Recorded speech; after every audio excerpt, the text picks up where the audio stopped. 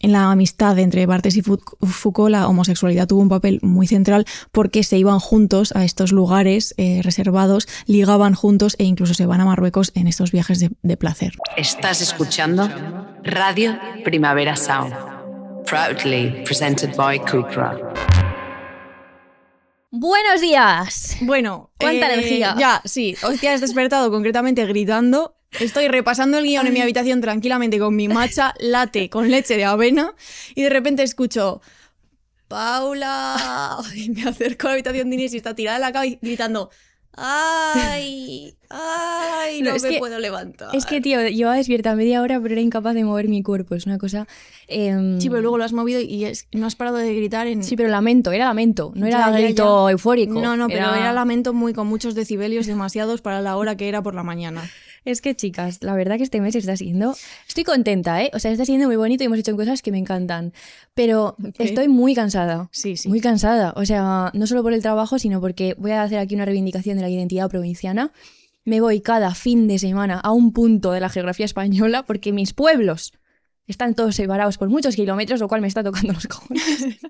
Ojalá estuvieran más pegaditos. Centralizando los pueblos. De Gilbuena Arnedillo, hija, hay un trecho. Ya, claro. Y he estado de septiembre aquí en Madrid, igual he estado un fin de semana. Ya. O dos, es verdad, como mucho, verdad. Creo que 2. Entonces, es verdad que ninguno de nuestros amigos te ve. No veo a nadie, lo siento desde aquí, pero claro, es que no estoy aquí y estoy todo el rato yendo y viniendo. Alsa, tal, parezco las lesbianas con el alsa, pero provinciana. Ay, ya es verdad, es que... Y el alsa hay que me destroza la espalda. El alsa ya me podía... Sí, pagar un algo. Hija, me estoy dejando un dinero en alsa. No nos puede patrocinar alsa. Luego la gente dirá, Inés, hay bonos. Ya lo sé, los tengo. Pero me quiero quiero mucho más. Quiero más bonos. Entre alsa y el Cebesa estoy todo el día ahí. O sea, si me queréis ver, iré a una estación de autobuses. Porque estoy ahí todo el día. O sea, es que es una cosa loca. Ya, es verdad. Y estoy muy cansada. Es verdad que el movimiento se agradece, ¿no? Porque sales de aquí, vas a no sé qué, la montaña, el río... Cansa. No, pero además que entre eso estás trabajando mucho. Sí. Que es igual el foco de todo mal. Sí, pero el movimiento te deja los riñones, hija, que tengo aquí en la parte esta baja de la espalda que... Ya, eso del pilates. Necesito un cojín. Y ha vuelto nuestro profesor de pilates, por cierto. No sé si contamos este drama, pero nuestro profesor de pilates desapareció y llegó una profesora que no nos gustaba tanto y entonces ahora ha vuelto nuestro profesor de pilates y estamos muy contentas. Solo estaba de vacaciones. Sí, fue bastante. Y Paula estaba muy dramática. Hombre, por favor, es que de repente, ¿sabes? Y el chaval estaba en la playita un rato. Efectivamente. En fin. Bueno, sí, también... eso... ¿Qué? No, di. No, nada. Di tú. No, que es un mes terrible y por favor que acabe ya. Es que es lo que pone el guión. Y... no, pero ya vamos a coger vacaciones. Terrible, pero es verdad que como cogemos vacaciones relativamente pronto en diciembre, porque necesitamos descansar, pues todo está condensado en estas semanas y estamos muertas. Para cuando escuchéis esto es nuestro primer día de vacaciones. Así que no nos escribáis. Sí, hombre, sí. Por Instagram sí, chicas. Ya sabéis que yo siempre abierta, brazos abiertos a vuestro amor. Sí, ahora pues me voy a Gilbuena ahora a felicitar a mi abuelo y vuelvo. ¿Ves? Otro Cebesa. Otro Cebesa. Lo puedo decir ya, iba de pensar, ay no, qué sorpresa, pero mi abuelo. Tu abuelo no va a escuchar esto y además no lo va a escuchar hoy, ya te lo puedo decir. Así que nada, esto es todo lo que teníamos que decir. Vamos a empezar con nuestro tema de hoy. Primero, hemos dicho ya que es la última punzada porque no hemos dicho feliz Navidad. Todavía no vamos a empezar con nuestro tema de hoy, es que falta la mitad de la introducción. No, la mitad no, que ya llevamos mucho. Bueno, pues venga. Vamos a decir simplemente lo de que ya es Navidad, que feliz Navidad a todo el mundo, que feliz año y todo. Deja de gritar, por favor. Esta es la última punzada del año, chicas. Entonces, feliz año, feliz vacaciones, felices si es que las tenéis. Nos escuchamos en enero, de nuevo. Diciendo lo mismo que he dicho yo. Pero como con más pausas. Yo creo que la gente... Estás alterando a la gente. Estoy dinámica. Y me estás alterando a mí. No tengo el movimiento, Paula, el movimiento. No tengo el horno para bollos en esta linda mañana de diciembre. Qué rancia. Ay, bueno, ya está todo dicho. Me voy a lamentar yo también las cosas. Bueno, agradecimientos. No, luego. Venga, luego. Pues entonces vamos ya. Vamos a empezar. Vamos ya.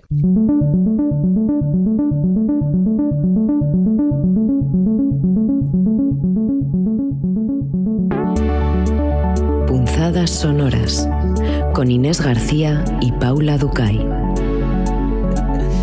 Ay, ya agobio. Ya mejor. Paula está toda la música diciendo que estoy mal peinada, tío. Ahora, no, porque luego me llegan unas broncas de no me avisaste de que tenía mal el pelo.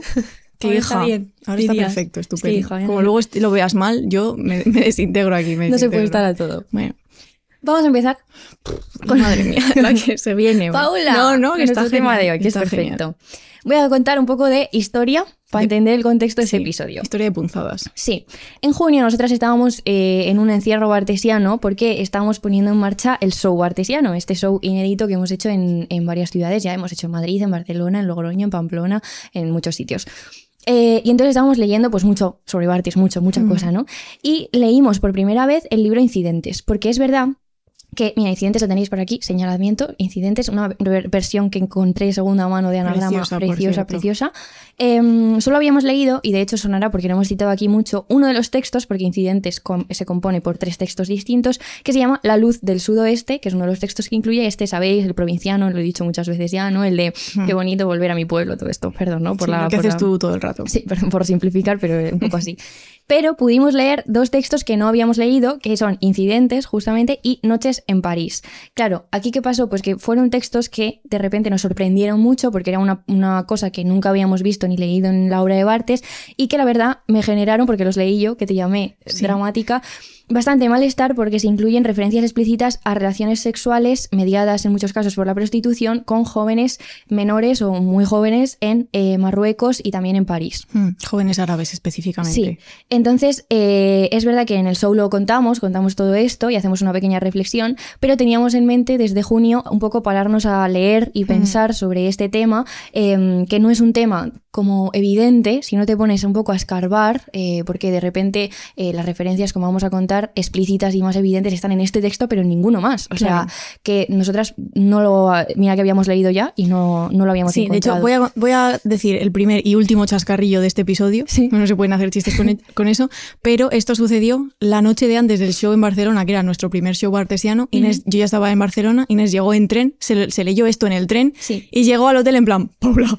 Claro, no, problemático. Porque me parecía que merecía una reflexión también por esta cosa de ver a las personas y investigar a las personas y conocerlas, en este caso a un intelectual, ¿no? Que no es que le conozcamos en primera persona, sino que tienes que acceder a él a través de lo que escribió o otros escribieron sobre él, de manera completa, evidentemente, ¿no? Como todo el mundo tiene sus claros y sus oscuros, nosotras descubrimos de repente una parte que nos generaba malestar o con los ojos del presente nos parecía abiertamente que había cosas que estaban mal, ¿no? Y lo incluimos en el show, hay una parte en la que hablamos de esto. Sí, y ahora queríamos profundizar más. Y también para que la gente que no ha ido al show, que no va a poder ir, pues que también lo sepa. Sí, y no solo esta cosa en concreto de Incidentes, sino que queríamos proponeros un poco una reflexión, un viaje sobre la relación que Barthes tuvo con la homosexualidad, que es un tema para nosotras siempre, creo que lo hemos mencionado varias veces, más presente en su obra a través de, por ejemplo, el deseo, el goce, ¿no? Como en fragmentos de un discurso amoroso. Bueno, luego también ahora es verdad que hemos pensado que igual hay oyentes que no saben que Barthes era gay. Puede ser. Porque es una cosa que, yo que sé, igual se te ha pasado.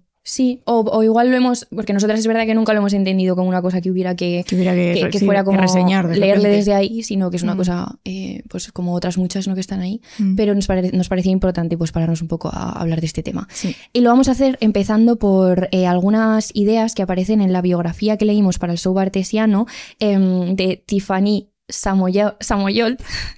Perdón, es que aquí voy a contar... Tienes dislexia con los nombres en general y con este en particular. Sí, bueno, es esta biografía que tenéis por ahí en el medio, que además está negra, porque la he movido mucho y la he tocado mucho y entonces está muy sucia, que la he editado, por cierto, 3 puntos, que lo agradezco muchísimo porque es un pedazo de biografía, o sea, es una pasada.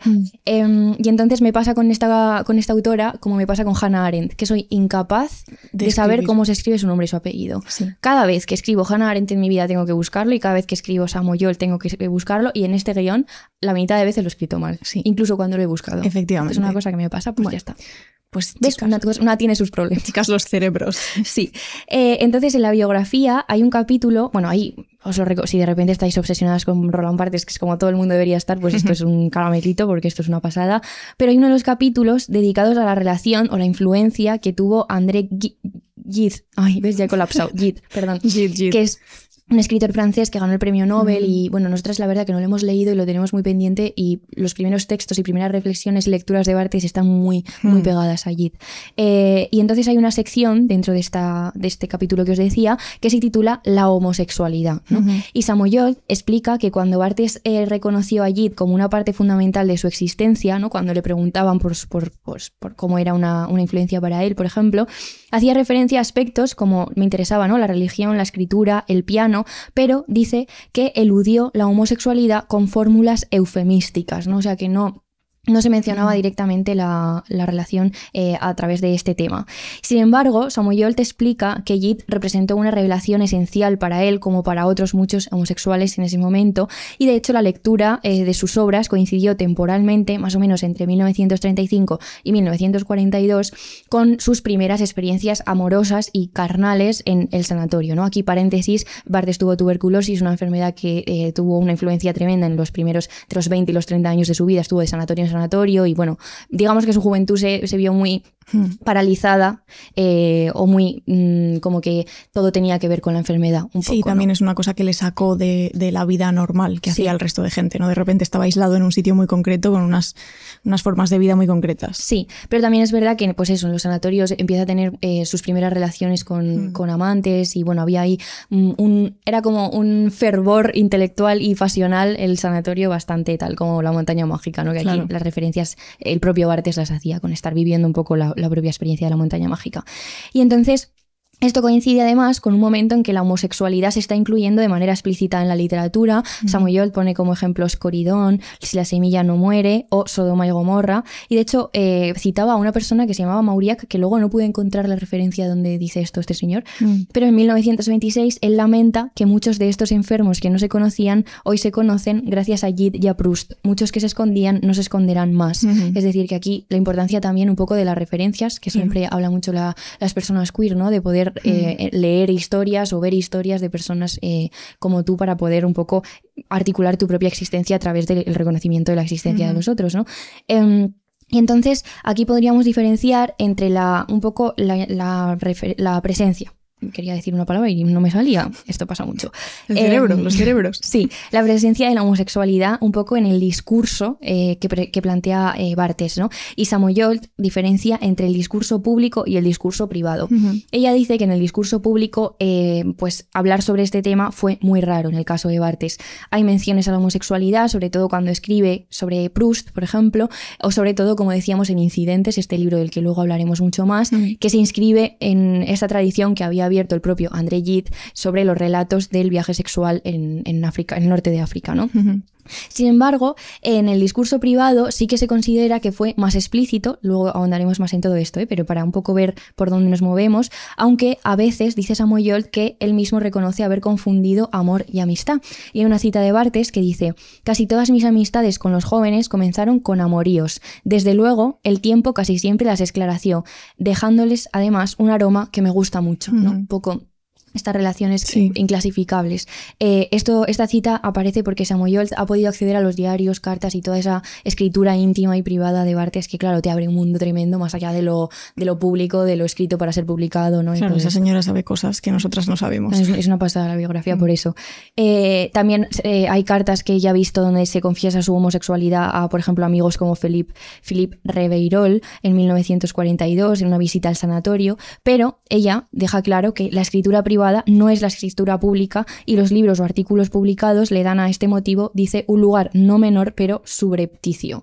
Claro. Dice Samoyol, ¿no? O sea que podemos escarbar y verlo por ahí, pero su discurso público acerca de este tema ya veremos pues que no fue tan evidente como en el caso de otras personas, ni mucho menos. Claro, pero es verdad que si leéis a Barthes atentamente, pues en sus obras sí que aparece de manera a veces velada el tema de la homosexualidad. En Fragmentos de un discurso amoroso, por ejemplo, podemos leer pues estos fragmentos de una experiencia que es personal, pero el amor que se describe en los fragmentos no es un amor homosexual. De hecho, el sujeto de los fragmentos es un sujeto asexuado. O sea, Barthes no define a este sujeto de manera que defina su orientación sexual, y esto lo hizo a propósito. Él nunca hubiera querido marcar esta diferencia en la orientación del sujeto porque considera que las figuras que aparecen en los fragmentos y que pues narran todo este discurso del enamorado serían las mismas en un amor heterosexual o en un amor homosexual. Y esto él lo dice en entrevistas, ¿no? Que el sujeto amoroso es unisex, que es una frase que me hace bastante gracia. Sí, creo que en El grano de la voz aparece esto en su libro de entrevistas, y dice como los vaqueros negros, creo recordar Justo, que sí, dice. sí. Y entonces, claro, en los fragmentos lo que Barthes hace es reivindicar este amor-pasión como un objeto de conocimiento, entonces lo aparta de esta diferenciación entre sexos, ¿no? Hay una abstracción de los pronombres, no se sabe a quién está hablando, o sea, tú no puedes decir si el amado o la amada es un hombre o una mujer, y es un discurso en el que cada persona puede identificarse de manera muy fácil, precisamente porque existe cierta indefinición que hace a propósito en las figuras y en el discurso. Y sin embargo, hay ciertas vivencias homosexuales en la vida de Barthes que sabemos que sí que influyeron de manera muy directa en los fragmentos. Como sabéis, porque yo ya asumo que todas las oyentes de este podcast han leído varias veces los fragmentos, lo que el discurso del sujeto que ama está mezclado con textos canónicos como el Werther, como el banquete, como, bueno, hay 1000 referencias con conversaciones de amigos que él tenía, que son las referencias que pone con las iniciales. Entonces, una de las vivencias así más personales que permean el texto es su pasión por un joven que se llamaba Roland Habas. Aquí los gays se juntan siempre con gente que se llama igual que ellos. Es verdad. Son los Roland. Barthes tuvo, creo que varios como amantes importantes en su vida que se llamaban Roland. Los Roland, sí. Pues Roland Habas, que en realidad, bueno, es una pasión que no le salió bien. Como todas, por otra parte. Claro, esto es una escena muy repetida en la vida de Barthes. Él se enamora de un hombre que no responde a su amor. Y esto sí que se ve de manera pues evidente en los fragmentos, ¿no? El sujeto de los fragmentos es un sujeto que sufre. Sí, es un amor no correspondido. Claro, ¿no? es un amor no correspondido. Lo hemos hablado muchas veces que muchas de las figuras son así muy dramáticas o tal porque no hay una verdadera compenetración, sino que hay una jerarquía, ¿no? Un sujeto que ama a un objeto que muchas veces quizá ama, pero no lo suficiente o no igual, ¿no? Sí, no igual. Entonces, bueno, pues en esta pasión por Roland Habas y en otras que tuvo, en el mismo sanatorio, por ejemplo, pues a él le generaba mucha angustia, le llevaba también a la escritura de unas cartas interminables que son las que ha leído Samoyol, ¿no? Y ella dice, tal vez un día se publiquen estas cartas, echarán una luz singular sobre la personalidad de Barthes, reputada, discreta, pero que en este tipo de circunstancias podía ser muy efusiva y demostrativa. O sea que Barthes en las cartas demostraba una pasión. Qué frases, ¿eh? En el show contamos algunas, qué frases. Ojalá leer las cartas de este señor como enajenado, ¿no? Amo mal porque amo demasiado. Mítica. Sí, mítica. De hecho, Samoyol cuenta en la biografía que en en la agenda de Barthes, se puede ver que a veces dedicaba días y días enteros a escribir cartas. Es que esto es una cosa, chicas, que hay que hacer de vez en cuando. Yo siempre lo digo. Sí, pero me encanta esta parte porque también es un poco la reflexión que hacemos en el show, ¿no? Pero cuando tú te acercas a estas figuras tan abstractas, tan etéreas de los grandes mitos de la literatura y de la filosofía y no sé qué, que parecen todos como si no tuvieran carne y hueso, ¿no? Parecen entidades supracelestes. Y de repente acercarte a lo... No sé, Barthes en muchas ocasiones lo hemos comentado, que nos da, o sea, que sientes verdadera pena leyendo por la angustia, la desesperación, la obsesión, ¿no? Que le generaban todo este tipo de relaciones y historias, y que lo afectivo para mí está muy por encima de lo intelectual en su obra. O sea, creo que lo afectivo tira de lo otro, ¿no? Claro, más que al revés. Y por eso se le ha juzgado mucho también por escribir sobre temas absurdos o femeninos o menores como el amor, ¿no? No, y que era un triste. No, totalmente. De hecho, esto se ve muy bien en Incidentes. Sí. Se ven muchas otras cosas que ahora exploraremos, pero también se ve que estaba muy triste. Sí, pero creo que es guay atender como a esta parte, ¿no? Que a la parte de, no sé si de ver, como decir, entre la persona y el personaje, porque creo que tampoco encaja mucho en este caso, pero bueno, a lo que él era realmente, ¿no? Sí. Y ver también la influencia que tiene en lo que escribió. Y luego, más allá de fragmentos de un discurso amoroso, también aparece el tema en Roland Barthes por Roland Barthes, esta... obra súper inclasificable de la que también hemos hablado, que aparece en figuras donde va construyendo un poco lo que podría ser una biografía, pero que claramente no lo es, ¿no? ¿Tú te imaginas escribiendo Inés García por Inés García?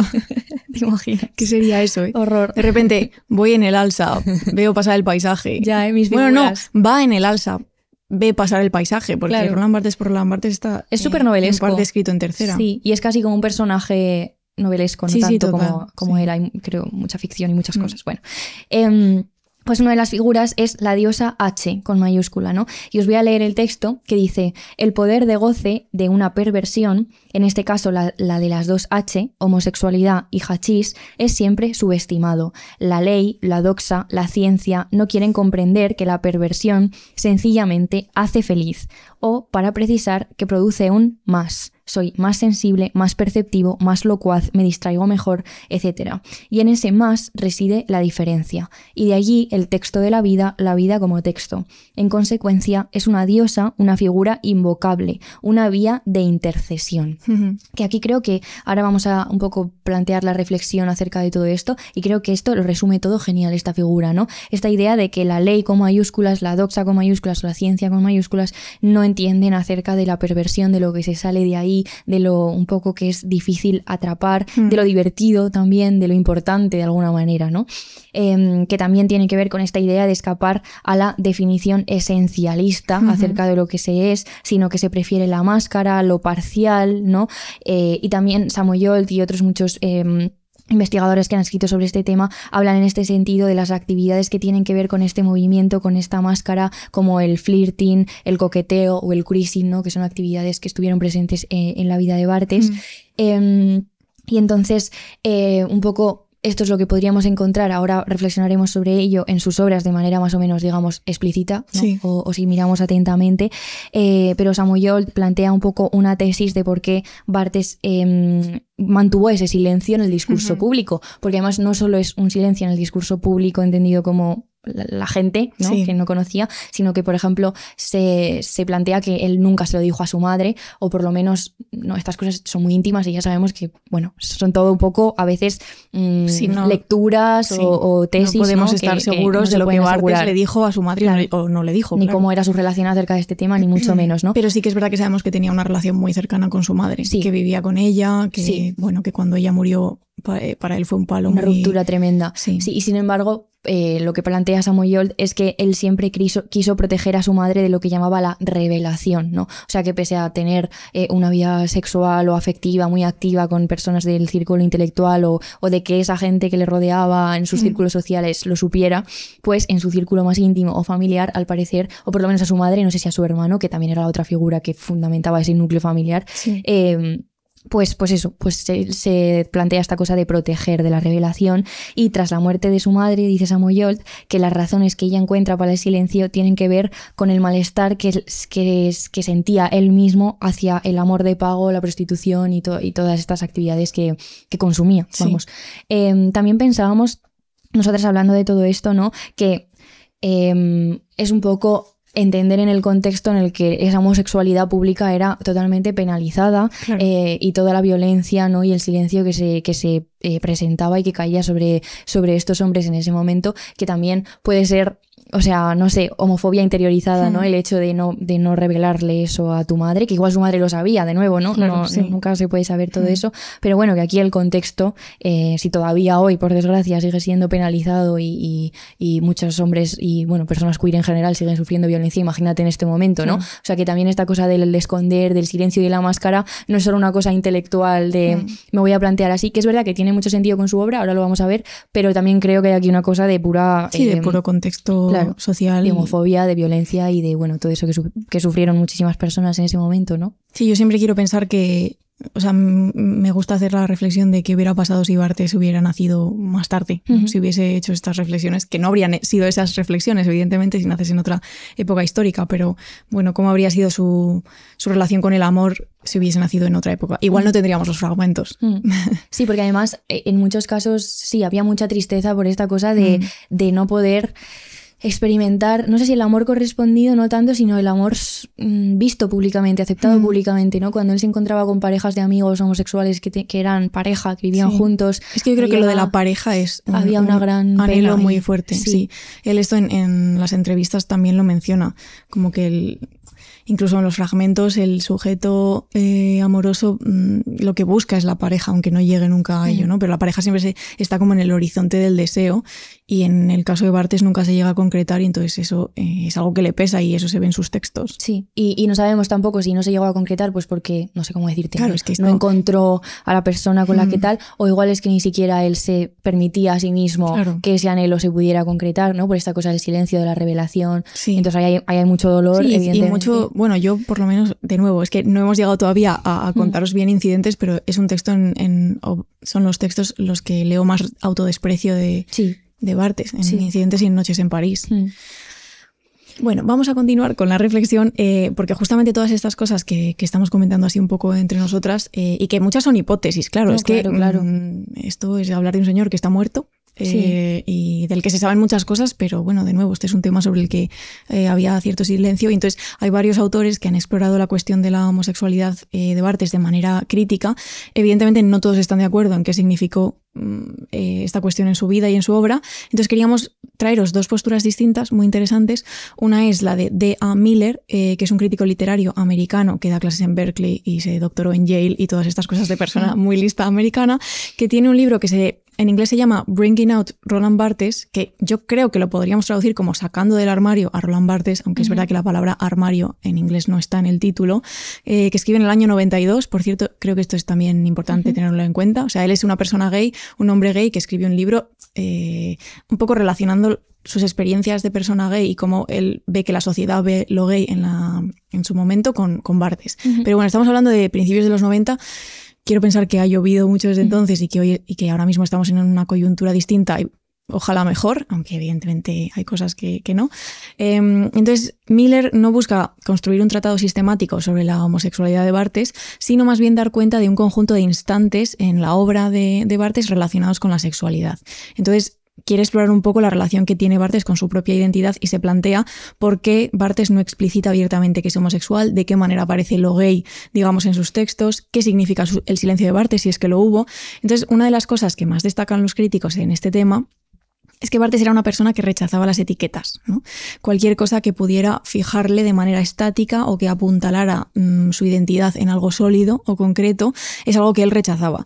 Que eso es una idea que ya hemos dejado caer cuando hablamos de Barthes, creo que lo hablamos bastante en el show. Sí, ¿no? de hecho, cuando te preguntan, o sea, en etiqueta intelectual en este caso, pero ¿quién fue Roland Barthes? No, filósofo, no. Claro.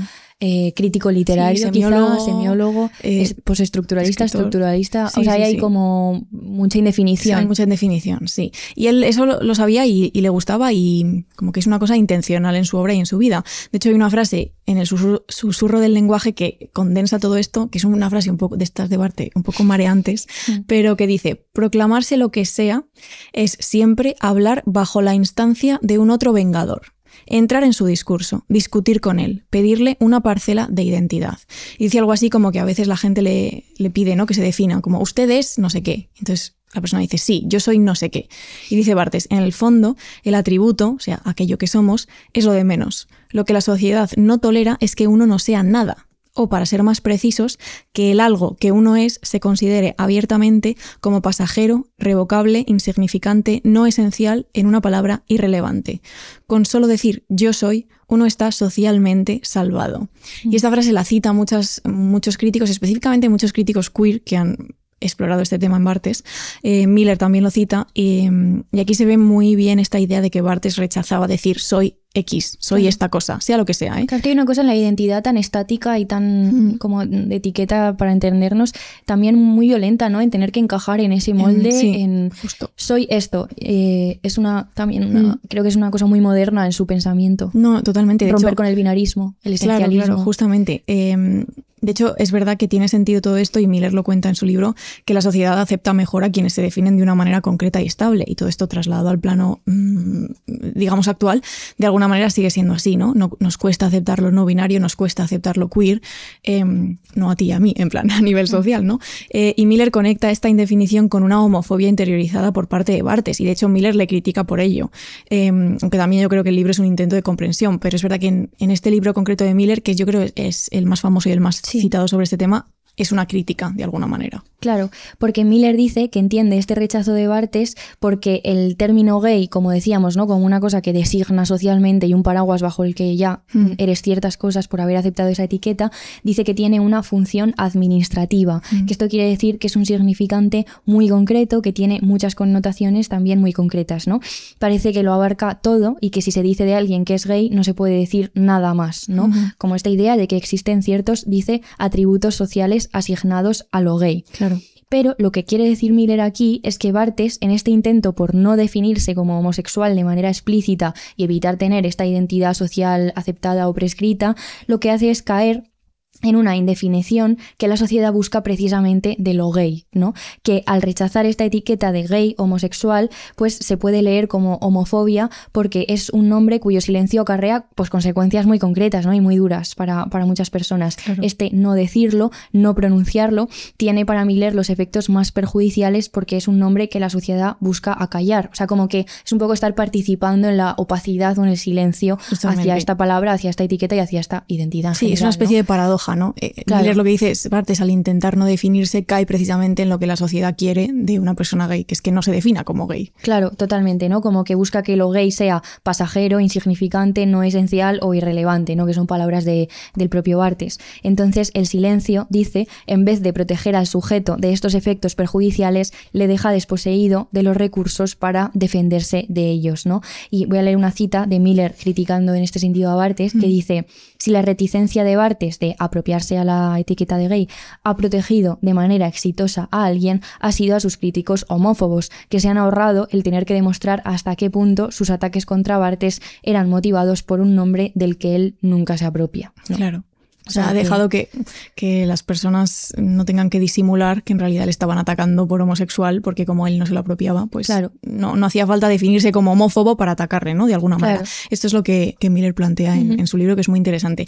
Y luego hay otro libro que se llama Opacidad y el armario. Este sí que lleva armario en el título, que es de Nicolas de Villiers, que es bastante más actual. Pone 2021, no es 2021, es 2012. Tengo dislexia de números. Mira, aquí una con los nombres y otra con los números. No, yo con los números desde luego. Es del 2012, o sea, bueno, ha pasado cierto tiempo, ¿no? Que por cierto, que no, me he acordado antes, pero no le he dicho, que estos textos que hemos encontrado sobre lo queer y teóricos queer hablando de la homosexualidad de Barthes están todos en inglés. Sí. Que los ha leído Paula. Gracias, Paula, por tanto. De nada, me ha costado. No, porque además no son textos el de fáciles. Miller el de Villiers es fácil, pero el de Miller, sí. Yo decía, mira, me está entrando un mareo leyendo encima del ordenador. Sí, pero quería reivindicar un poco también que estaría bien que se empezaran a traducir este tipo de textos, porque tanto artículos académicos como libros, no he encontrado ni un solo texto en español, en castellano, en referencia a todo este tema, que creo que es fundamental y que también, de nuevo, ¿no? La academia eligiendo qué temas y qué aproximaciones, a qué cosas es importante difundir y estudiar y cuáles no, ¿no? Total. Desde luego está en inglés, o sea, absolutamente, que es una pena. Sí, es una pena. De hecho, el libro este de Nicolas de Villiers, que es otro crítico cultural también estadounidense, también gay, centrado en cuestiones queer, responde a... Bueno, un poco lo que hace es responder a Miller en su libro. Y el libro de Villiers es muy curioso porque él cuestiona que la metáfora del armario sea el marco universal en el que tenemos que interpretar la sexualidad de Barthes, no como decir, él estaba en un armario, vamos a sacarle. Y de hecho no solo explora la figura de Barthes, sino que habla también de Andy Warhol y de Foucault. Y me gustaría mucho leer, porque solo he leído las partes en las que habla de Barthes, evidentemente, y me gustaría mucho leer el libro entero. O sea, que si alguien me quiere mandar el libro entero... Es que necesitamos que la gente, que las editoriales empiecen a enviarnos libros en inglés, ¿sabes? Es lo único que me queda ya. Luego a veces no es fácil para nada encontrar estos libros. No, claro, por eso digo, además yo lo he buscado y era caro, no me lo voy a comprar, pero me gustaría mucho, o sea, creo que es muy interesante lo que plantea y que las figuras que eligen son figuras interesantes, ¿no? Entonces lo que propone de Villiers, un poco en contraposición a Miller y a esta cosa de sacar a Barthes del armario y de acusar un poco a Barthes de homofobia interiorizada, es propone la noción de opacidad queer, que es una opacidad que existiría en estas figuras y en la obra de estas figuras, que es una opacidad productiva y estratégica, no es un armario que hay que abrir necesariamente. Esta opacidad queer sería más bien una especie de superficie o un campo donde estos pensadores o artistas se mueven, pero no necesariamente es un lugar de encierro del que hay que salir, claro, ¿no? Esto me parece muy interesante lo de la opacidad, porque también es un poco lo de la idea de tienes que salir del armario, hay que sacar del armario, también es un poco, o sea, creo que es una manera de ejercer un poco violencia, claro. Porque bueno, cada uno y cada una, pues... Claro, es un tema peliagudo, ¿no? Porque, o sea, estar en el armario es una forma de violencia, ¿no? Si tú no quieres estar ahí, claro, pero forzar a alguien a salir también lo es. O a salir como a ti te parece que hay que salir o lo que sea, ¿no? Sí, totalmente.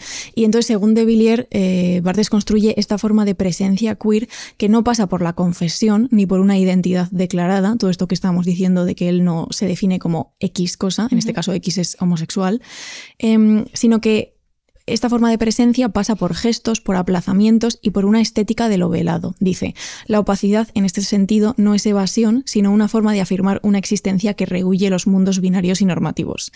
Y entonces me gusta también esta, porque es como un poco un contrapeso, ¿no? Es una mirada un poco más amable, quizás, y más, bueno, es distinta, no sé. No le quito razón a Miller tampoco, porque creo que es un libro súper interesante y analiza de manera muy detallada la obra de Barthes. Habla mucho de SZ y de cómo Barthes a través de la crítica literaria también, pues, colaba ciertas cosas. Absolutamente. Pero bueno, es un tema peliagudo, creo que merece la pena ver qué dicen críticos contrapuestos. Sí, también en este sentido que comentabas en el último autor, la última lectura, se parece mucho a la conclusión a la que llega Samoyol, conclusión, ¿no? Por decir de alguna manera, acerca de esto. De hecho, hay un capítulo entero en el libro dedicado a la relación entre Barthes y Foucault, que también fue en el plano amistoso, pero también en el plano intelectual. Bueno, hubo ahí muchas relaciones. Es un capítulo muy interesante.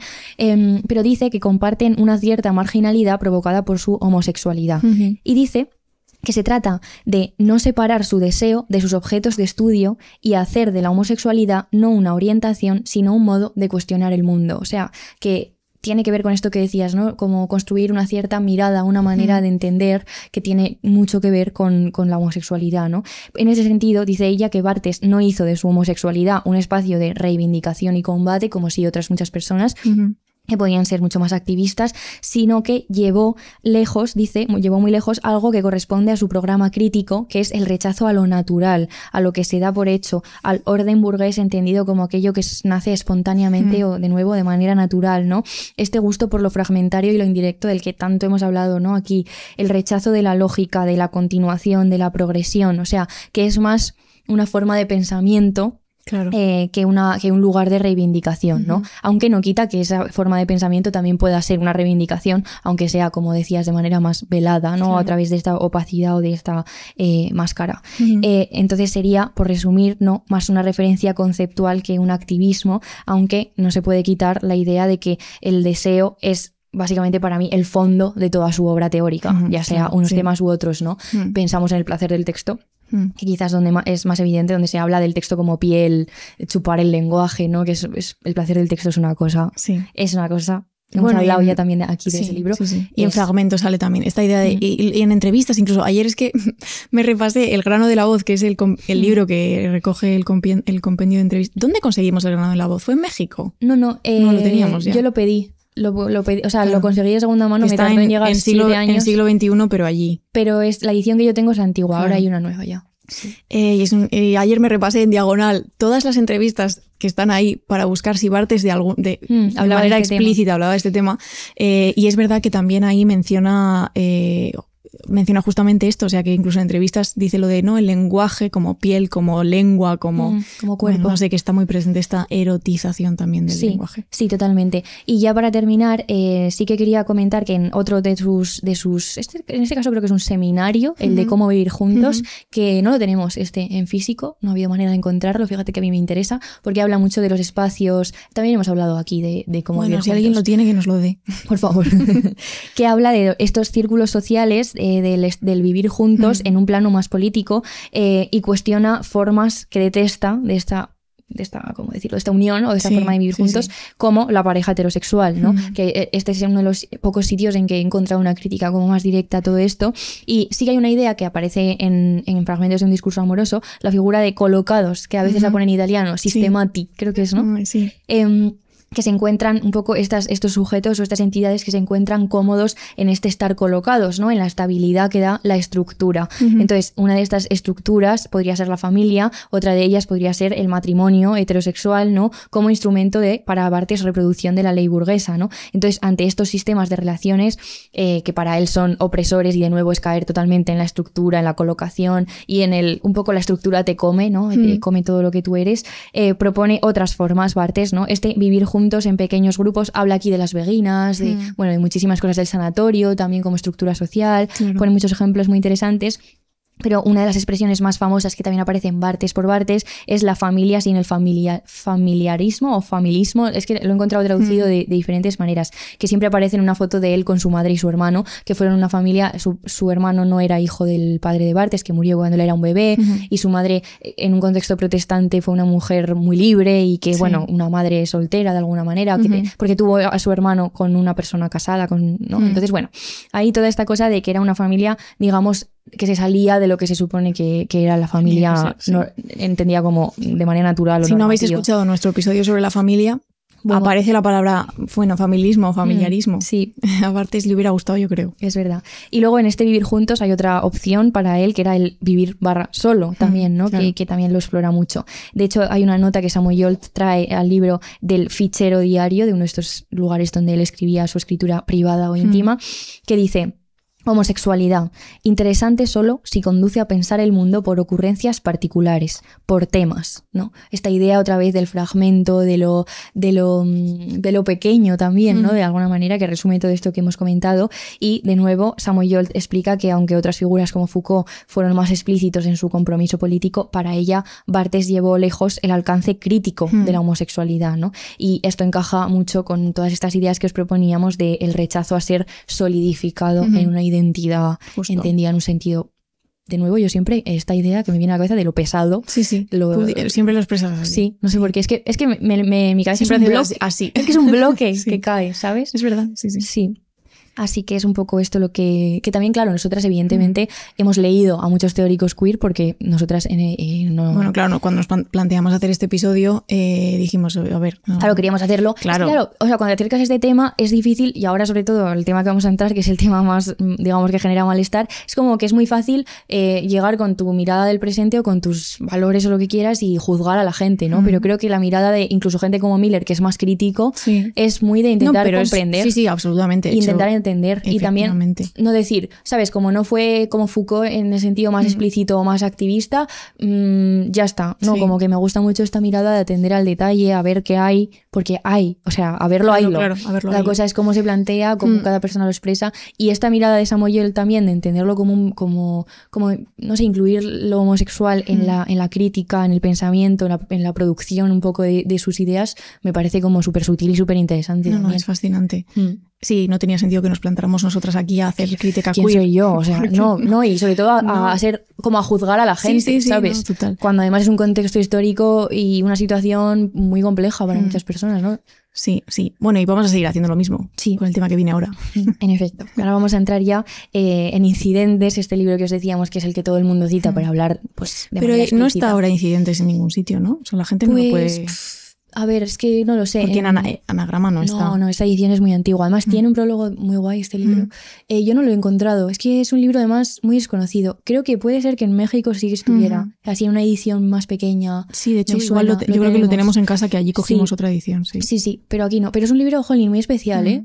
Lo descubrimos tarde, porque además yo, de esto que de vez en cuando, evidentemente, me meto en páginas de segunda mano y pongo Roland Barthes a ver qué Claro, hay, sí, ¿sabes? Porque que- nunca sabes qué edición es. Y lo encontré de casualidad y la verdad que, Bueno, pues ya sabes, o sea, Está genial. Alguien, siglo XXI o alguien, Por favor. reeditado Incidentes. por favor, La última vez que pedimos que se reeditase un libro, el libro lo petó. Entonces, igual ahora. que nos hagan caso. Sí. Y vamos a hablar concretamente un poco de incidentes en el marco del turismo sexual y el colonialismo erótico en el marco de, sobre todo, Marruecos. Claro, Nos vamos sí, a centrar aquí. sí. Vamos a contaros de qué va Incidentes bien, ya os hemos dado algunas pinceladas, pero Incidentes básicamente es un diario que escribe Barthes en Marruecos. No es una escritura que busque ser un libro de memorias, de hecho son fragmentos muy cortitos, 3 líneas a veces 10, pero no más. Y entonces lo que él quería es convertir un poco este libro en un conjunto de escrituras de los acontecimientos del día y convertirlo todo en un texto, ¿no? Es un conjunto de impresiones, de instantáneas, de restos, de anotaciones, por eso es tan fragmentario. Para mí a veces es como, podrían ser cada fragmento un trozo de una novela. Sí, Son total. fragmentos muy novelescos, que de hecho creo que me suena leer que quizá siempre tuvo en mente la construcción Sí, de una se novela. lo preguntaban un montón. Sí, Dijo, sí, luego bueno. nunca, pero es verdad que podrían ser trocitos de historias, ¿no? Sí, además, a veces están en primera persona, a veces Sí. es una cosa más impersonal. La biógrafa de Barthes, Samuel Jolt, defiende que él empieza a recoger estas impresiones en el año 68 y que luego en un viaje más largo, entre el 69 y el 70, pues las escribe el resto, ¿no? Hay una diferencia que se nota mucho entre los viajes puntuales y de ocio que hacía Barthes a Marruecos y la estancia de un año como profesor. De hecho, él mismo dice, desapareció el hechizo. Había abandonado la fiesta para toparme con el deber. Claro, una diferencia muy fuerte entre ir ahí a una residencia y a trabajar, digamos, y la irresponsabilidad ética del turista, ¿no? Una persona que va allí, que está está en un estado intermedio, neutro, más inclasificable, un poco lo que a él le gustaba realmente. Entonces, pese a que muchas veces sus visitas tenían que ver con la enseñanza, y ahí pues sí que tenía responsabilidades laborales, pedagógicas, él no renuncia nunca a la vida de placeres, a la seducción y a la observación de los cuerpos, que es lo que se ve muy bien en Incidentes. En este libro hay una oscilación constante entre el deseo y la soledad, que esto creo que se repite también en Noches en París, que es el texto siguiente, y en un fragmento de sus diarios él escribe: el problema aquí, la soledad absoluta sin remedio. Y luego os hemos traído algunos fragmentos, porque es que si no leemos fragmentos no vais a entender exactamente de qué va. Entonces Barthes escribe: Kiki, loco o ebrio, me molesta y me preocupa, quiere ser mi esclavo. En el festival, primero con Abdullah, luego me trajo un tal Ahmed. Regreso a las 2. De nuevo, leí un poco de Julio Verne. Esto es un fragmento. Esto todo el rato la oscilación entre el encuentro sexual y de repente ir de casa a leer a Julio Verne, que es allí en Rabat él dio seminarios sobre Proust, Julio Verne y tal. Y entonces todo el rato como... Sí, aparecen los cuerpos casi de manera, los cuerpos estos, ¿no? De jóvenes árabes, de siempre, manera casi fantasmagórica, no sé. Porque no tiene una presencia... Aparece, desaparece, son muchos, claro. Entonces, sí. Muy, también, aunque les ponen nombres, y en muchos casos les ponen nombres como... O sea, súper racistas, ¿no? En plan, el tal... A mí me gustaría ver, porque en el libro de anagrama, o sea, en esta edición, a veces pone... Mohamed, escrito a la española, y no sé cómo estará en francés. Me gustaría ver el original. Sí. También os traemos otro fragmentito para que veáis un poco el tema de él siendo francés, un poco en este contexto, ¿no? Escribe: difícil traer de París un souvenir para el chico que me lo había pedido. ¿Qué suplemento de gracia puedo ofrecer a quien es completamente pobre? ¿Un mechero? ¿Para encender qué cigarrillos? Opto por el souvenir codificado, es decir, del todo inútil, una Torre Eiffel de latón. Claro, hablaremos ahora del tema de la jerarquía y del colonialismo que se ve en esta parte, pero antes decir que para Samoyol, esta cosa que ella decía del encuentro con los cuerpos al leer a Julio Verne, es un poco que hay mucha angustia en este libro, y muy ligada a la soledad, que tiene que ver con, para Samoyol, la recaída que sigue a la excitación. O sea, hay una cosa en los encuentros que también tiene que ver con cierta desesperación ligada a la soledad, y después del encuentro siempre viene de nuevo la soledad como también, ¿no? Como una cosa que te atrapa completamente. Y muchos jóvenes en este contexto se ofrecían a cambio de dinero, cuenta Samoyol, y esto llevó a Barthes a un gran frenesí en este contexto de contacto físico, ¿no? Y sin embargo, dice que el momento de la escritura es un momento donde todo este movimiento de repente para, es un momento de calma, dice, donde solo subsiste la evidencia clara y a veces un poco dolorosa de aquello que fue. Que esto es el contraste que se ve genial en Incidentes todo el rato en los distintos fragmentos, yo creo, ¿no? Y es una colección de gestos, de detalles, de hecho es incluso una recopilación de elementos que le punzan a él de alguna manera. De hecho, yo he leído algún texto donde se relaciona el punzar, el punctum de la cámara lúcida con todo este contexto. También se menciona todo el rato la mancha, la mancha blanca, la mancha espesa, la mancha, ¿no? Es una cosa que tiene mucho que ver, o sea, que se ve muchísimo en los textos. Incluso él en algún momento recoge en coche a muchachos jóvenes que caminan por la carretera, no menciona explícitamente que nada suceda con ellos, sino que a veces los recoge, los deja o habla de su atractivo. Claro, muchas veces no sabes qué ha pasado exactamente. Claro, hay muchos huecos. O sea, porque es el libro más explícito, y aún así, o sea, hay partes muy explícitas, pero la mayoría de los fragmentos es como que, bueno, porque sabes un poco de qué es lo que estás leyendo, pero hay también mucha indefinición en lo que sucede. Claro, y os traíamos de hecho algunos ejemplos de fragmentos que sí son muy explícitos para que veáis un poco cómo se conjuga esa vacío, esa indefinición con momentos donde es claro. Por ejemplo, hay uno que dice: Driss A. no conoce la expresión correrse. Él habla de la mierda. Cuidado, que sale la mierda. No hay nada más traumatizante. Otro Slawi Mohamed, gimnástico, habla conciso y exacto de eyacular. Cuidado, voy a eyacular. O, por ejemplo, otro fragmento que dice: joven profesor de Marrakech, te haré lo que quieras, dice efusivamente, con los ojos llenos de bondad y de complicidad. Eso quiere decir, te follaré simplemente. Claro. Entonces, o sea, aquí, para que veáis que sí que hay partes que no deja lugar a dudas. Sí, justamente.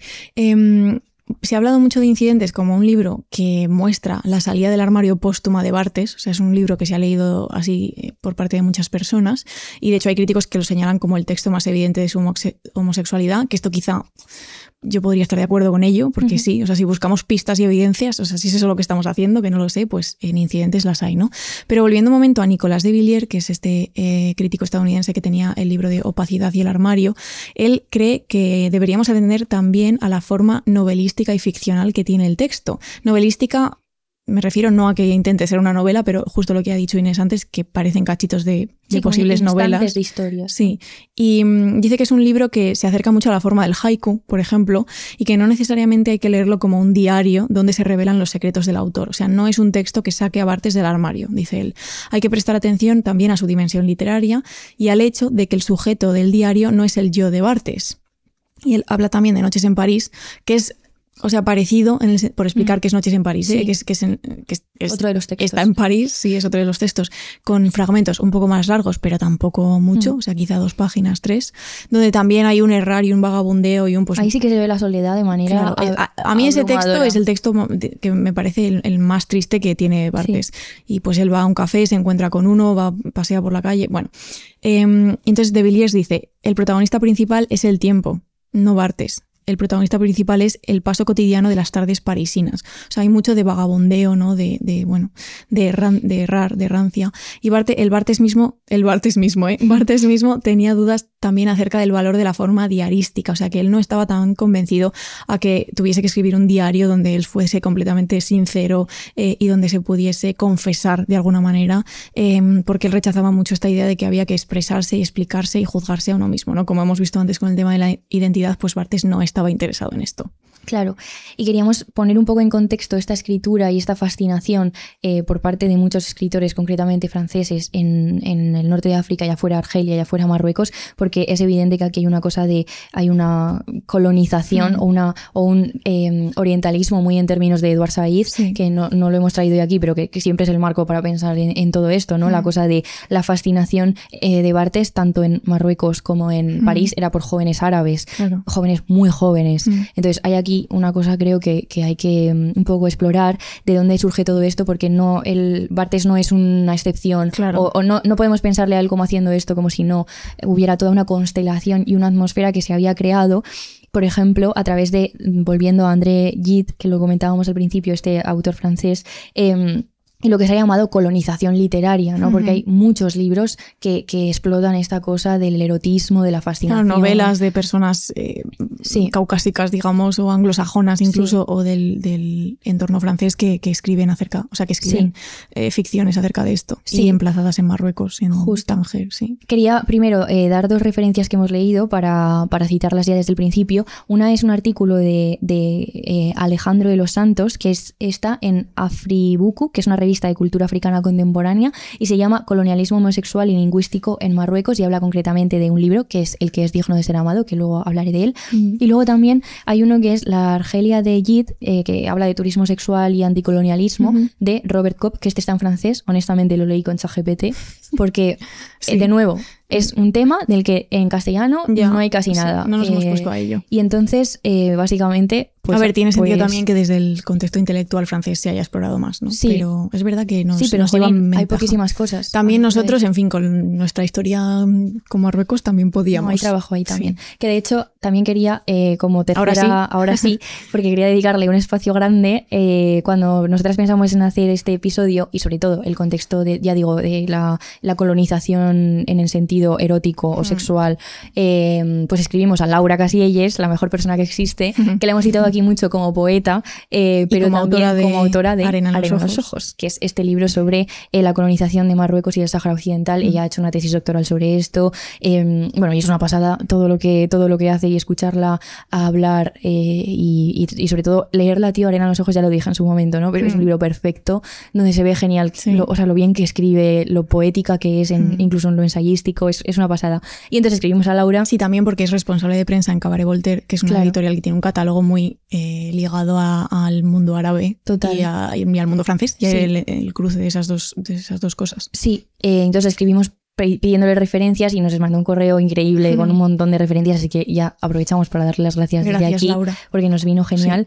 Sí. Y entonces, un poco, que esto también nos lo incluía Laura en el correo, esta idea de André Gide como un poco el paradigma o el momento en que esto se empieza a hacer, ¿no? Esta idea de vamos a llamarlo colonización literaria, porque hay un episodio muy famoso en el que Oscar Wilde y André Gide se conocen en Argelia en 1895 y es Oscar Wilde el que insiste para que Gide tuviera su primera experiencia homosexual y se acostara con un joven argelino. Un joven argelino que en el caso de casi todas estas experiencias de personas, digamos, intelectuales, escritores, tal, siempre es un joven argelino, anónimo, sin nombre, ¿no? El petit arabe que en muchos casos aparece. Creo que Camus también tiene un poco esta manera de expresarlo, ¿no? Sí. Y entonces él tuvo, esto da un poco igual, ¿no? Pero para situarnos, tuvo muchas estancias, como 6 estancias de varias semanas o incluso meses entre 1893, en este caso, fijaros que vamos muy atrás en el tiempo, y 1904, también entre 1920 y 30. Eran viajes que, también como en el caso de Barthes y Foucault, ¿no? Viajes de placer que se repetían, estancias... Claro. Vuelves a los mismos sitios. Claro. Sí. Lugares como Argelia, Túnez, pero también Argel, Biskra, él también estuvo en el Congo, bueno, muchos viajes, ¿no? Pero la cosa... más allá de estos viajes concretos, es que son lugares en que Gide puede librarse de la atmósfera de la gran burguesía parisina de donde él venía, ¿no? Había recibido una educación protestante, puritana. Y siempre está esta idea de que allí podía librarse de la religión y romper con todo aquello que en París le constreñía y le limitaba. Había una construcción allí, una posibilidad de construir una sexualidad liberada de la culpabilidad que siempre había cargado con ella, ¿no? Un poco.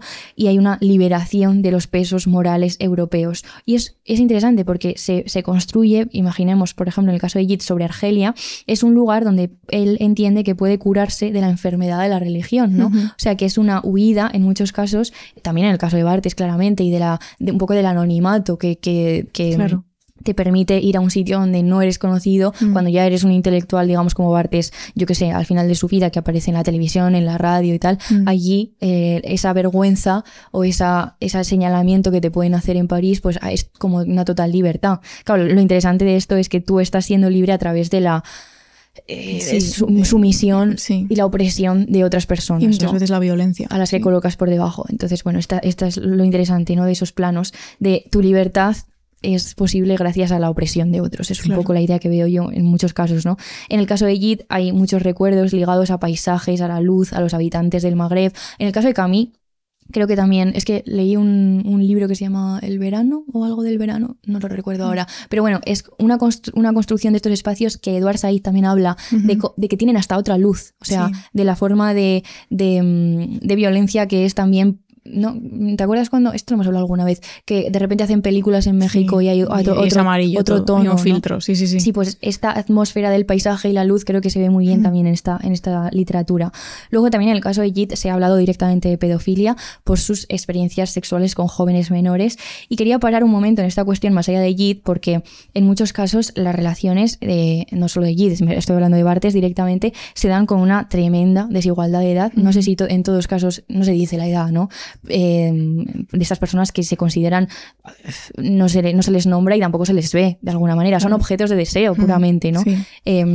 Entonces quería mencionar que además hay mucha gente que nos ha escrito alguna vez por Instagram espantada cuando se entera de que Barthes firmó unas cartas, creo que eran, que se llama la Petición Francesa contra las Leyes de Edad del Consentimiento, que fue en 1977 y 79. Sí, que es una cosa muy famosa. Sí, hay una página en Wikipedia donde lo explica genial si queréis entenderlo mejor, pero básicamente aquí fue una petición donde se quería derogar artículos de la ley sobre la edad del consentimiento sexual, se quería siempre bajar hacia abajo, y hubo una gran discusión sobre la edad de consentimiento. Aquí había muchas personas que defendían que los jóvenes eran capaces, los jóvenes, en muchos casos niños, yo diría, eran capaces de decidir acerca de su propio deseo. Creo que fue Foucault una de las personas que más defendió este argumento, ¿no? De que el Estado no tenía por qué, era una forma de opresión, ¿cómo decirte?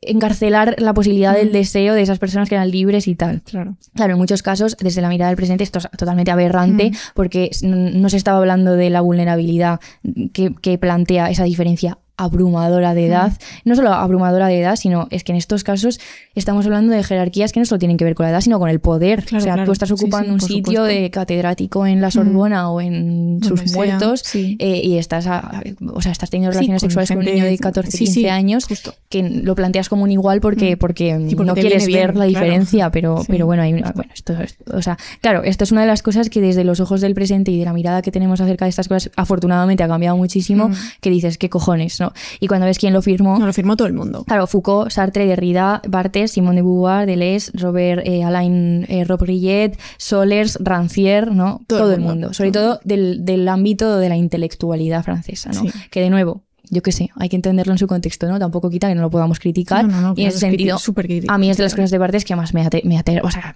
Claro. digo, ¿qué es esto, no? Porque además esta cosa, o sea, qué peligrosa esta cosa de decir que le estás quitando libertad a la gente, ¿no?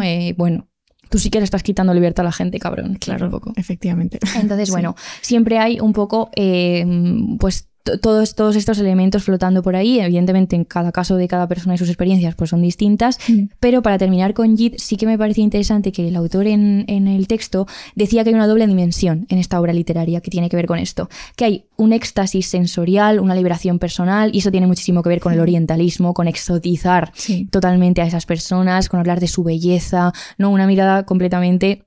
Pues eso, desde la perspectiva... Incidentes menciona todo el rato las manos de los jóvenes. Claro, sí, como del cuerpo, ¿no? Sí. Una exotización extrema de todo esto. Y luego, por otro lado, en Gide también hay una mirada crítica a la realidad colonial y social. Él fue muy crítico con la situación del Congo, por ejemplo, y denunció la pobreza, la explotación de la población local, la humillación del pueblo. De hecho, hay una presencia de la empatía muy grande, denuncia la desigualdad, denuncia que los turistas miren con ojos de humillar a la población local. Y entonces, claro, siempre ha habido en Gide, o es lo que he leído sobre él, me ha quedado esta sensación, un poco una crítica a, sí, lo tenías presente, pero entre escribir o hablar sobre esta cosa colectiva y la denuncia de la desigualdad, o centrarte en tu placer, que ahí también hay muchísima desigualdad, aunque quizá no la estás viendo, no la estás queriendo ver como la otra, que es más externa, ¿no? Él se centró en hablar más de lo íntimo, ¿no? De esta exaltación de la belleza y tal. Entonces, hay gente que dice que depende un poco del momento de su vida, que es verdad que al final de su vida tenía más conciencia política quizá o de denuncia y tal. Pero bueno, que siempre hay aquí como una doble... ¿no? Que es curioso que... doble moral un poco. En incidentes también se ve, ¿eh? Sí, O sea, no, y que eran personas que genuinamente, o sea, eran como que tenían una perspectiva colonial en el sentido de crítica, o sea, que eran capaces de verlo. Pero luego, y esto me parece muy interesante, y es un poco el acercamiento que hemos elegido a este tema, que la colonización no solo se da en el plano político, económico, institucional, yo qué sé, militar, sino que hay una colonización cultural, sexual, personal, que veremos ahora a través de algunos textos, afectiva, que se señala mucho menos y que hay mucha gente que critica una y fomenta la otra, ¿no? Sí, participa de la otra y ejerce la otra, claro, claro. Sí, esta es como la paradoja de este momento y de estas personas. Como decía Inés, esto no fue solo Barthes y no fue solo Gide, de hecho hay todo un grupo de escritores que inauguran lo que se ha denominado el turismo sexual masculino en el Magreb. Todd Shepard, que es un historiador que ha estudiado esto, lo denomina el homoerotismo francés hacia los árabes, o sea que es un fenómeno, digamos, social, porque durante el siglo XX muchos intelectuales adinerados viajaban a Tánger, que era uno de los destinos favoritos, porque es entendido como un sitio donde se puede vivir la liberación sexual que no podía darse en lugares como Estados Unidos o como Francia. Entonces se escriben muchos libros, ¿no? Lo que decíamos antes, con lo que se ha denominado la colonización literaria de un espacio en concreto.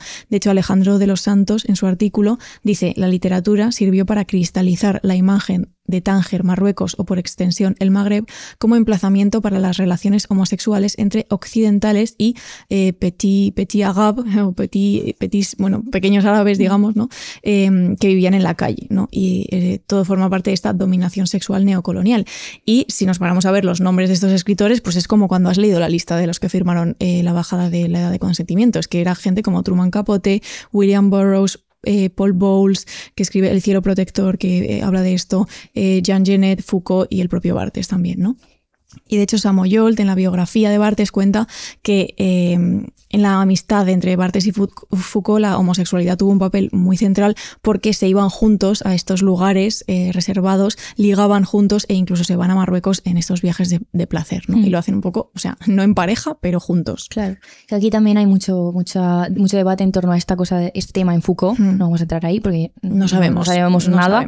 En el caso de Barthes sí que hemos leído e investigado. Es verdad que ellos tuvieron una relación de amistad muy intensa y luego digamos que se diluyó. No se sabe bien si pasó algo o no pasó nada, ¿no? Pero es verdad que durante mucho tiempo vivieron juntos su homosexualidad en el sentido público de ir a ciertos espacios y de tal. No, se supone que no se liaron entre ellos, eso sí que en la biografía aparece, como que eran más acompañantes, ¿no? O bueno, que vivían también juntos. Es que me parece tan complicado. No, como saber estas cosas. No, ¿Tú qué sabes de un día? Estaban ahí y se calentó la cosa. Pues es que no. Claro, no, y tampoco importa, ¿no? No, claro que no, claro que no importa, pero que a veces intentamos hacer esto, ¿no? Y serían pareja en algún momento, ¿no? Solo amigos, tal. Pues chica, además en un contexto en el que todo estaba ligado a todo, ¿no? Ya sacándolo un poco del contexto árabe, digo, en la propia Francia, en el propio contexto intelectual y en el contexto de los seminarios y con los alumnos, y o sea, es que es, bueno, es un mejunje. Sí, y ya para terminar con esto y volviendo un momento a Barthes, en Incidentes encontramos una escritura densa, fragmentaria y con un estilo que Samoyolt llama estilo supresor. Y esto me parece interesantísimo porque explica que se ve una progresión, de hecho ya hemos visto que hay una distancia temporal entre Gide y Barthes, porque aunque la actividad depredadora es exactamente la misma, ya no hay como esa atmósfera que te decía de paisajes, imágenes, erotismo, una imagen así amarilla, ¿no? Que te da la sensación así con ese sol del Mediterráneo, que no sé, eso en Barthes ya no se puede dar, dice Samoyolt. ¿Por qué? Dice: el lirismo sexual no era más una lengua posible. A pesar de la liberación sexual, subsistía la sospecha de explotación colonialista.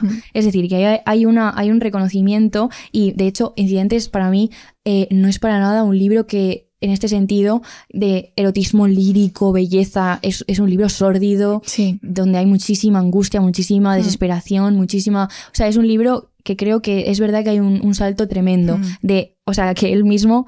la vergüenza que le daba, o sea, estar participando de algo así. O sea, él era consciente de lo que estaba haciendo. Que lo hacía. Sí. Lo hacía, ¿eh? Sí, pero que había una parte de vergüenza o de que, bueno, es una vergüenza que no te lleva a no hacerlo, claro. Pero que habitaba una vergüenza en él es evidente. Sí. Esto se ve mucho en el texto. No hay un orgullo, no sé cómo llamar, no sé cómo decirte, ¿sabes? Como no sé si orgullo, pero exaltación de lo que se está haciendo. Y de hecho, esto ahora es otro tema y no voy a entrar, pero el abuelo materno, creo recordar, de Barthes era un héroe colonial. Y también en la biografía se habla mucho de que él al principio, pues su abuelo es una figura fascinante y con el paso del tiempo se va dando cuenta de que es crítico con su propio abuelo y rechaza la figura de ese abuelo como habiendo hecho cosas terribles, ¿no?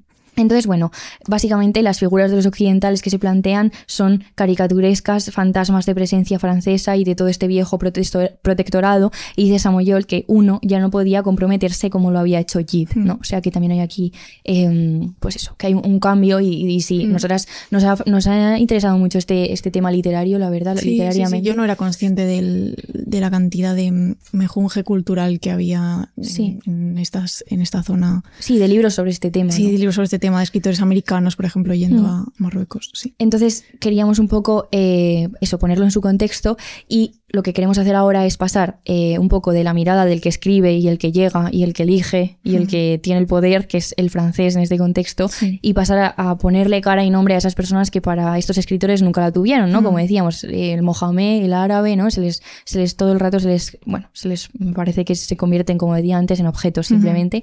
Y entonces queríamos ver un poco desde el otro lado las voces que vienen de esos sitios, ¿no? Y que pueden servirnos para darle un poco la vuelta al relato, ¿no? Que también es interesante. Claro, y para esto hemos leído 2 libros, ambos están en Cabaret Voltaire, que no podía ser de otra manera. El primero es El pan a secas, de Mohamed Choukri, que se publica en 1973 y es una novela autobiográfica, porque el escritor nace en el Rif durante el protectorado español de Marruecos, que también aquí, madre mía, habría que abrir una puerta a todo esto, ¿no?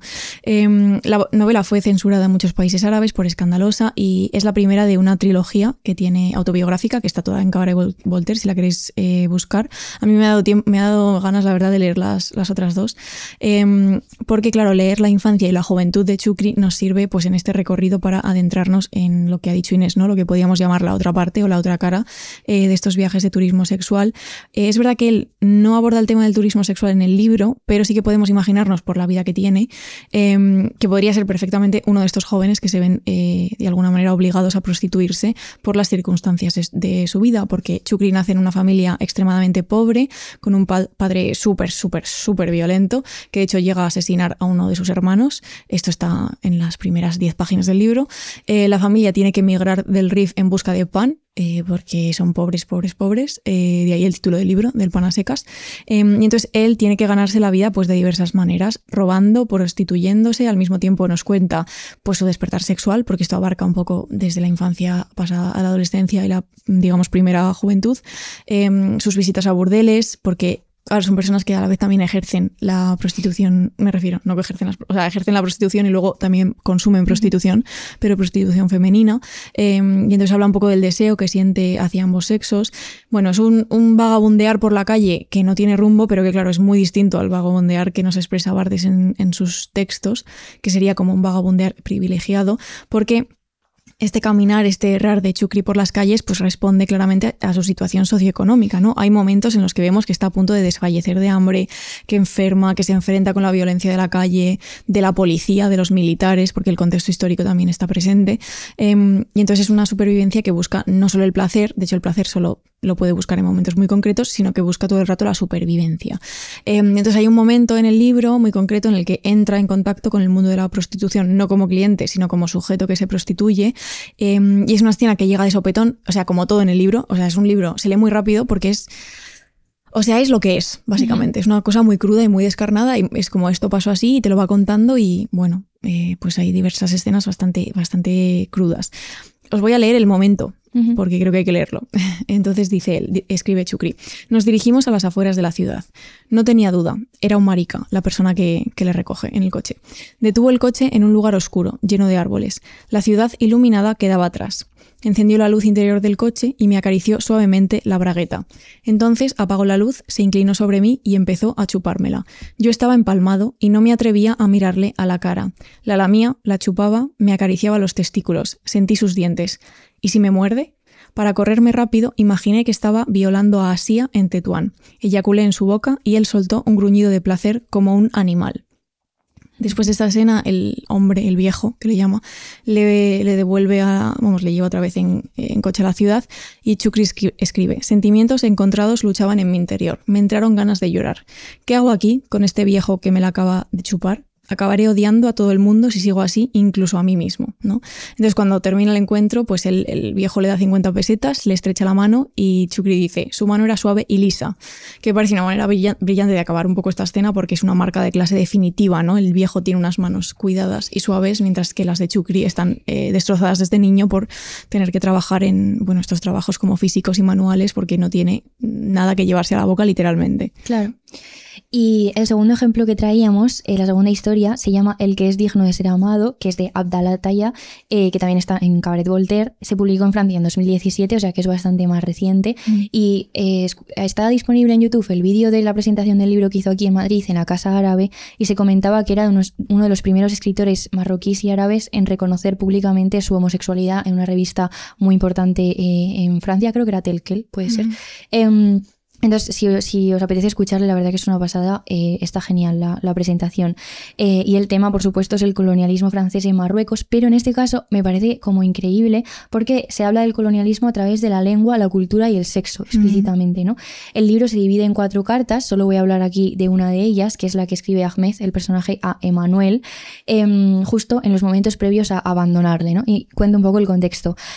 Ahmed decide abandonarle diciendo: salgo de ti y salgo de este idioma que no aguanto más. Aquí se ve en este libro muy explícitamente la diferencia entre Francia y Marruecos, como Francia habiendo ejercido una violencia histórica a través de la colonización, ¿no?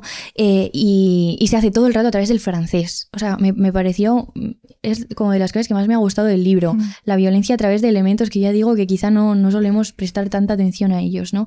Y su historia tiene que ver con que llevan 13 años juntos, Ahmed ahora tiene 30, es decir, que creo que tenía 17, de nuevo, la diferencia de edad cuando se conocieron, en Salé, en Marruecos, y allí comienzan al principio con una relación sexual que sigue con Emmanuel un poco le impulsa a que estudie en la Universidad de Rabat, creo que algo literatura francesa, ¿no? Algo así, y que termina con su mudanza a París junto a Emmanuel, ¿no? O sea que realmente son pareja y tienen una relación.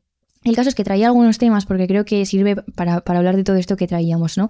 Porque se habla, como digo, de una imposición de una vida concreta a través de la lengua. Hay una de las primeras como frases cuando se encuentran, que es: tú hablabas en francés y eso bastó para que me enamorara inmediatamente de ti, ¿no? La importancia en este momento de hablar bien francés, de aprender las palabras necesarias para poder tener una verdadera conversación, y la vergüenza que supone para él el hecho de hablar mal francés, que te coloca en un lugar ya como de una inferioridad abrumadora, ¿no? Sí. También dice cosas como: tú eras mayor que yo, en lugar de protegerme, de reconciliarme con mi mundo, me desviaste de él. Peor aún, impusiste tu verdad como la única verdad válida. Yo no lo sabía, era pobre, te veía rico, importante, mucho más que yo, ¿no? Entonces es un poco el proceso del francés que decide salvar a este chaval que es pobre y le convierte, de hecho lo dice así varias veces, en un mariquita parisino como Dios manda, ¿no? Esta cosa de no hablar de su pasado, de olvidar completamente de dónde viene, incluso le cambia el nombre, porque considera que no es un nombre fácil para los franceses, entonces le pone uno que Midou le llama, que es como, ¿no? Todo el rato tamoldear su identidad para quitarle todos los restos de lo anterior, ¿no? De hecho, él mismo, Ahmed, el protagonista, también habla de que él también ejerce, o sea, hay una cosa como de sustraer de Emmanuel todo lo que necesita sin ninguna culpa, que tiene mucho que ver, le mandaba dinero, ¿no? Claro. O sea, hay una cosa también de dejarte llevar por esa cosa del robo, ¿no? Que también hay otra carta en la que se habla de cómo estas relaciones, a veces la humillación en todos los planos se concreta en una humillación económica de róbame, en plan, me hace gracia, ¿no? El pequeño marroquí que roba es un ladronzuelo, como una cosa casi erótica, y que se dejaban robar, ¿no? Esta idea.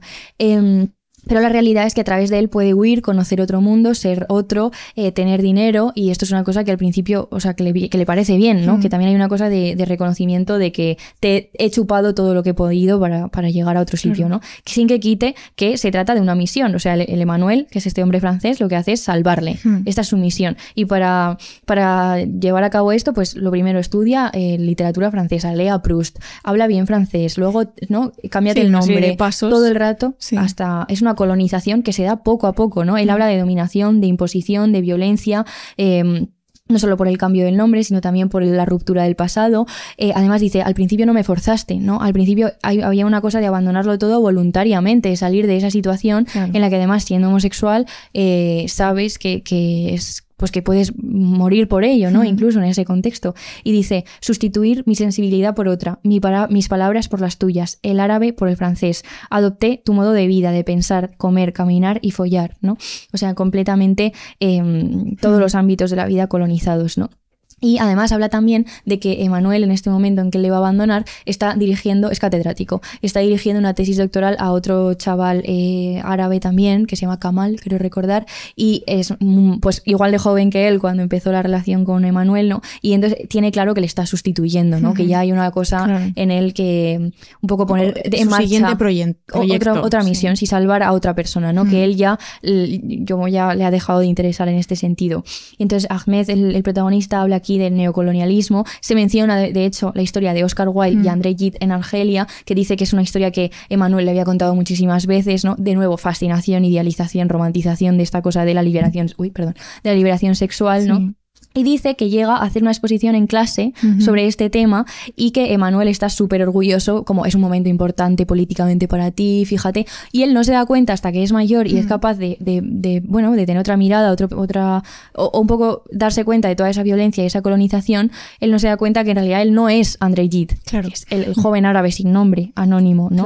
Entonces, un poco vive en ese momento la liberación sexual de Gide como si fuera propia, y luego con el tiempo se da cuenta de cuál es su lugar, ¿no? Igual que Emmanuel y su familia, cuando se van de vacaciones a su mansión en Francia, tienen a una sirvienta, la llaman también de origen marroquí, creo recordar, y hay un momento en que se da cuenta de que ahí con ella Claro, ahí estaba estoy. yo soy eso, Claro. ¿no? Porque es verdad que intenta, por ejemplo, con un cuñado que tiene de origen árabe, establecer ciertos lazos, hablar en su idioma y tal, y siempre hay un rechazo tremendo, ¿no? Siempre hay una cosa de que dice este tío, ¿no? Ya. Olvídate, el Emanuel todo el rato es como, no me hables de tu familia, ni de tus amigos, ni de tus orígenes, no hables esa lengua, o sea, ¿qué haces volviendo a la suciedad, con lo bien que estás en lo limpio y lo, ¿no? Con lo que representa lo Francia europeo, en ese momento? Sí, lo francés, claro. Y me ha gustado mucho leer este libro, me ha encantado. Luego las otras cartas Y hablan otra de vez, otras ¿cómo se cosas. llama? Porque no. Espérate que se me ha olvidado. No, era como. Oye, el que es digno de ser amado. Es que sabía que era algo artesiano, pero no sabía qué. Iba a decir nunca se logra hablar de lo que se ama, Ya, fíjate. que es otro texto de Barthes. Entonces, bueno, creíamos que era importante un poco dar voz y leer a las personas que menos se ha leído y que además el canon literario, toda esta atmósfera que decíamos idealizante y exotizante, sí que tiene un lugar, creo, bastante relevante. Sí. Y sin embargo, pues estas voces pues cuesta mucho más. No, claro, están totalmente marginadas. Sí. Y creemos que es importante. Sí, un no poco. podíamos no traerlas en un episodio sobre turismo sexual Sí. en el Magreb. Es que Sí, eso, y como formas de colonización mucho más, no sé si sutiles, porque en realidad lo de la lengua, el francés y todo esto no es sutil, me parece. No, pero bueno, que quizás no. Pero que se no señala al menos. Sí, no se estudia, no se piensa tanto en ellas. Sí. Sí, había otra carta, perdón, ya acabo, en la que se habla, por ejemplo, de cuando van a tener relaciones sexuales, de nuevo, otro señor francés con otro árabe joven, donde le manda a ducharse continuamente por el asco que le da su cuerpo. Fíjate, o sea. ¿no? O sea, que es que hay... Sí.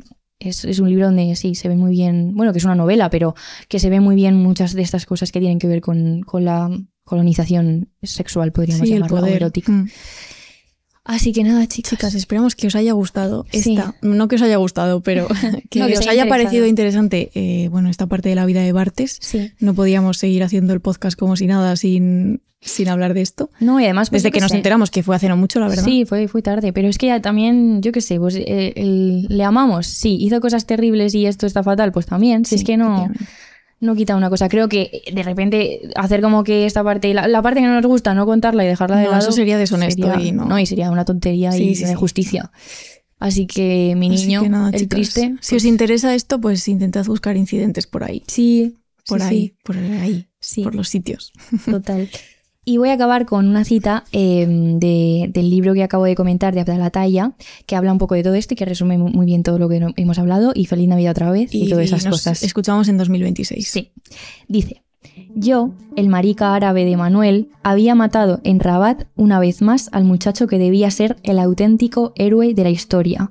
Habría debido servirle de voz, de abogado, de amigo, de hermano lejano. Aún totalmente colonizado en mi cabeza, no había hablado más que de los dos escritores que hacían turismo sexual por Argelia, y a él lo había olvidado. El pequeño árabe en la Argelia ocupada desde hacía décadas por Francia. Lo había tratado como se trata a los pobres. No ocupan lugar en la historia.